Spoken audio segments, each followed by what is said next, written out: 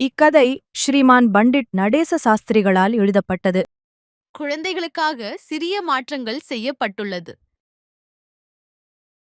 ஒரு ஊரில் ஒரு வணிகன் வாழ்ந்து வந்தான். அவனுக்கு வினிதா என்ற மகனும் கார்வி என்ற மகளும் இகளும் இருந்தார்கள்.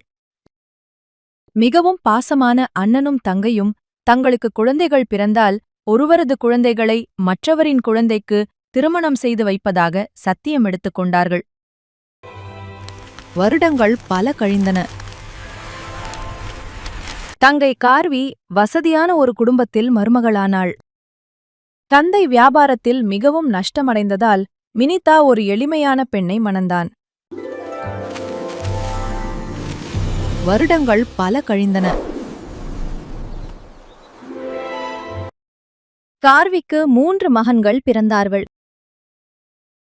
தங்கை வினிதாவிற்கும் 3 மகள்கள் பிறந்தார்கள். தங்கை வினிதா கொடுத்த வாக்கை மறந்து 2 பெண்களுக்கு பணக்கார மாப்பிள்ளைகளுக்கு திருமணம் செய்து வைத்தாள். கடைசி பெண்ணான சுகினி தன் தாயின் வாக்கை காப்பதற்கு தனது மாமா வினிதாவின் மகனைத்தான் திருமணம் செய்வேன் என்று தன் மாமன் மகனையே மணந்தாள்.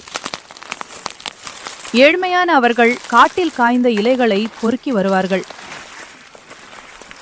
அந்த இலைகளை சுகினியும் மற்ற மருமகள்களும் சாப்பாட்டு இலைகளாக தைத்து அதை விற்று குடும்பம் நடத்தி வந்தார்கள். அந்த ராஜ்யத்தை ஒரு பண்பான நேர்மையான நல்ல அரசன் ஆட்சி செய்து வந்தான். ஒரு நாள் அந்த அரசன் குளிப்பதற்காக தன் விலை உயர்ந்த மோதிரத்தை ஓரமாக கழட்டி வைத்தான். மேலே பறந்து கொண்டிருந்த ஒரு கருடன் அந்த பளபளக்கும் மோதிரத்தை பார்த்து கவ்வி சென்று பறந்தது. அது ஒன்றும் உணவு இல்லை என்று தெரிந்து அதை சுகினியின் வீட்டு கொல்லைப்புறம் போட்டுவிட்டு பறந்துவிட்டது. அது அரசனின் மோதிரம் என்று தெரியாத சுகினி அதை தான் வைத்துக் கொள்ள வேண்டும் என்று சிறிதும் எண்ணாமல் அது யாருடையது என்று விசாரிக்கச் சென்றாள். அப்போது அங்கு அரசபையின் தண்டோராக்காரன் அரசனின் மோதிரத்தைக் கொண்டு கொடுப்போர்க்கு மன்னர் வெகுமதி வழங்குவதாக அறிவித்துக் கொண்டு சென்றான். இதோ பாருங்கள், அரசனின் மோதிரம். நான் பொய் கொடுத்துவிட்டு வருகிறேன். சுகினி அந்த மோதிரத்தை அரசனிடம் கொடுக்க அரண்மனை போவதாக சொல்லிவிட்டு கிளம்பினாள்.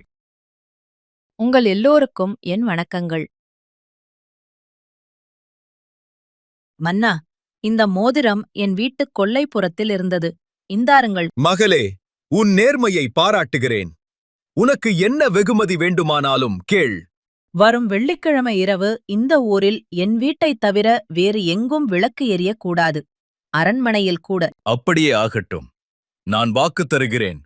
மன்னனின் ஆணைப்படி சுகினியின் வீட்டைத் தவிர ஊர் முழுவதும் விளக்கு இல்லாமல் இருட்டாக இருந்தது. உள்ளே யார் வந்தாலும் வந்தவர்கள் உள்ளேயே தங்க வேண்டும் என்று சபதம் வாங்கிக்கொள். சரியா? சுகினியின் மைத்துனனும் வாசலை நோக்கி காத்துக் கொண்டிருந்தான். அப்போது அங்கு 8 அழகான பெண்கள் எந்த வீட்டில் விளக்கு எரிகிறது என்று தேடிக் கொண்டு வந்தார்கள். நாங்கள் உள்ள வரலாமா? உள்ள வந்தால் வெளியே போக மாட்டேன் என்று வாக்கு கொடுக்க வேண்டும். உள்ள வந்தவர்கள் வேறு யாரும் இல்லை, அஷ்டலக்ஷ்மிகள்தான். மூதேவி இருக்கும் இடத்தில் செல்வம் தங்காது. தன் இளைய சகோதரிகள் வந்துவிட்டதால் தான் போகிறேன் என்று வீட்டை விட்டு மறைந்து விட்டாள். அஷ்டலக்ஷ்மிகளும் வாக்கு கொடுத்தபடி தங்கிவிட்டதால் சுகினியின் வீடு செல்வத்தால் நிறைந்தது. அதன் பிறகு சுகினியும் தன் புகுந்த வீட்டில் சந்தோஷமாக வாழ்ந்தாள். அவள் தாய் கார்வியும் தான் செய்த தப்பை உணர்ந்து மன்னிப்பு கேட்டு அவளும் வந்தாள் வாழ்த்துவதற்கு. இருட்டிய பொழுதில் எந்த வீட்டில் விளக்கு பிரகாசமாக இருக்கிறதோ அங்கு அஷ்டலக்ஷ்மிகளும் வாசம் செய்வார்கள்.